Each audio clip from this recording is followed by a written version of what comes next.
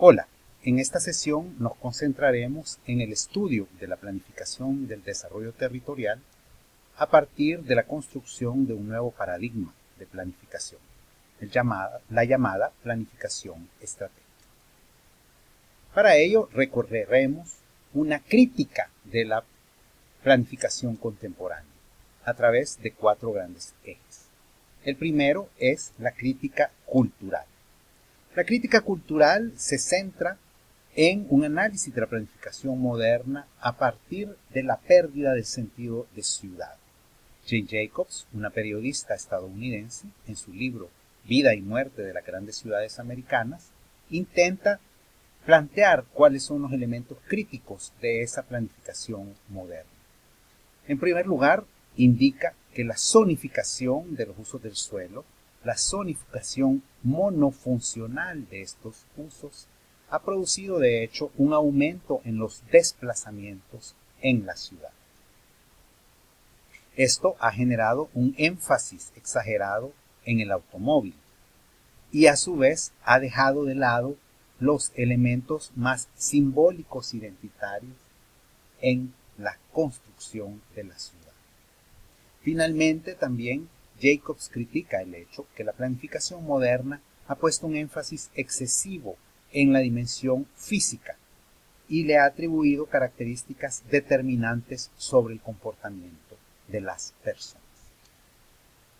Eso lo podemos ver en ejemplos dramáticos como los de estas imágenes, que son de Brasilia, en la favela del Sol Naciente, la favela más grande de Brasilia en la periferia de esa ciudad moderna planificada en los años 50 y que ahora es asiento del narcotráfico. O en imágenes como esta otra, del típico suburbio estadounidense, donde podemos nuevamente ver la preeminencia del automóvil. Un segundo eje de crítica tiene que ver más con los temas ambientales. ¿A qué nos referimos con esto? Sobre todo a aquellos elementos vinculados con la energía. De hecho, la crisis energética de principios de los años 70, los choques petroleros, que aumentaron exageradamente los precios de la gasolina en el mundo occidental, llevaron a una conciencia creciente que los recursos naturales no son infinitos y que por lo tanto la planificación de la ciudad debería considerarlos dentro de sus estrategias.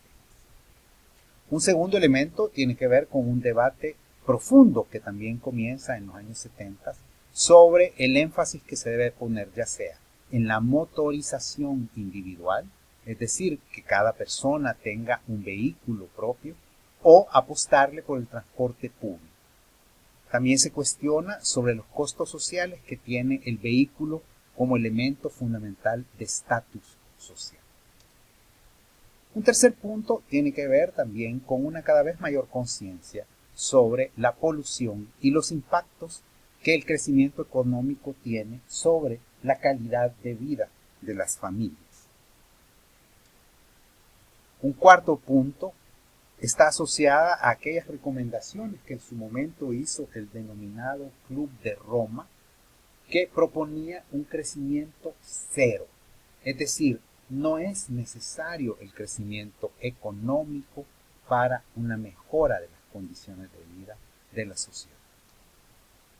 Imágenes dramáticas como las que vemos de una autopista, la autopista 101 en Los Ángeles, con una infraestructura de 12 carriles en cada dirección y que siempre termina siendo insuficiente para manejar el volumen de vehículos que se mueven en la ciudad.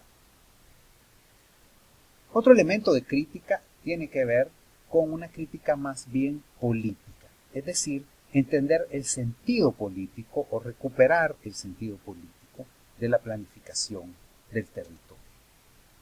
Aquí es importante anotar que la planificación en el paradigma moderno es un instrumento desde el Estado, un instrumento de control que sigue la lógica del poder.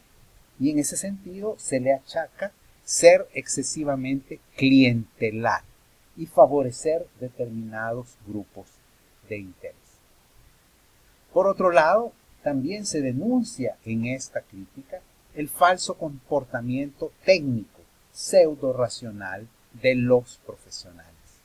¿Por qué? Porque estos profesionales nunca están exentos, ni pueden estar exentos de la influencia política.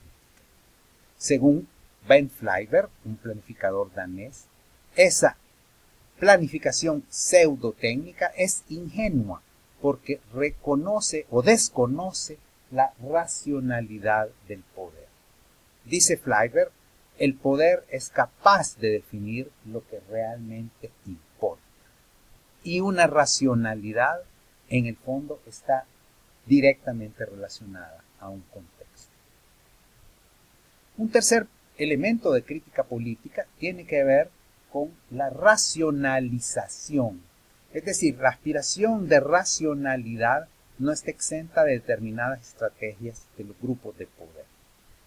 Y que viéndolo en el largo plazo de las organizaciones sociales, ideas como la democracia o la racionalidad, en el fondo son jóvenes en relación a otras mucho más potentes como son la dominación y el privilegio.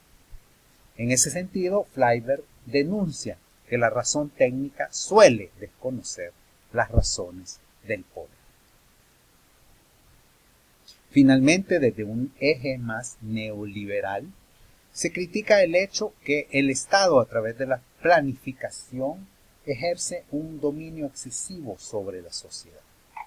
En tal sentido, la aproximación neoliberal favorece una mirada desde el libre mercado, que busca el desmontaje de los aparatos de planificación, la descentralización, la participación de otros actores y, en definitiva, la privatización de determinadas actividades. Esta caricatura nos recuerda esa mirada neoliberal sobre el Estado. Ese Estado que se critica por ser excesivamente pesado e ineficiente. Esta imagen se refiere al Ecuador. Un cuarto punto tiene que ver con una crítica más de índole conceptual epistemológica. ¿A qué nos referimos con esto? Pues se trata realmente de una crítica a los principios conceptuales de la planificación racional moderna.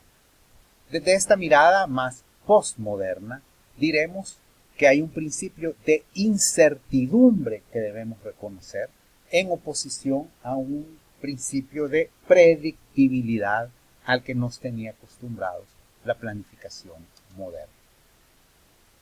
En segundo término, la realidad se entiende como no lineal ni mecanicista. Es decir, la realidad no funciona según los principios de las ciencias naturales o de las ciencias físicas. La realidad social será siempre mucho más compleja que eso. Un tercer elemento tiene que ver con una crítica al énfasis excesivamente cuantitativo de los métodos que la planificación utiliza para su toma de decisiones. Y en ese sentido, la planificación moderna tiende a dejar de lado, a ignorar aquellos aspectos que tienen un carácter más bien cualitativo, porque le es difícil procesar ese tipo de información. En cuarto término, también es importante destacar la tensión que la planificación revela entre, por un lado, la especialización de los expertos y, por otro, la necesidad de avanzar en planteamientos de mayor integralidad, es decir, donde diversos saberes puedan integrarse para generar un mejor conocimiento de la realidad. Finalmente concluimos con un dibujo de Quino que nos recuerda en dos imágenes que la aspiración de orden y de racionalidad es siempre un tema, después de todo, de interpretación. ¿Qué entendemos por orden? ¿Qué entendemos por una sociedad que avanza en una determinada mirada racional de planificación? Muchas gracias.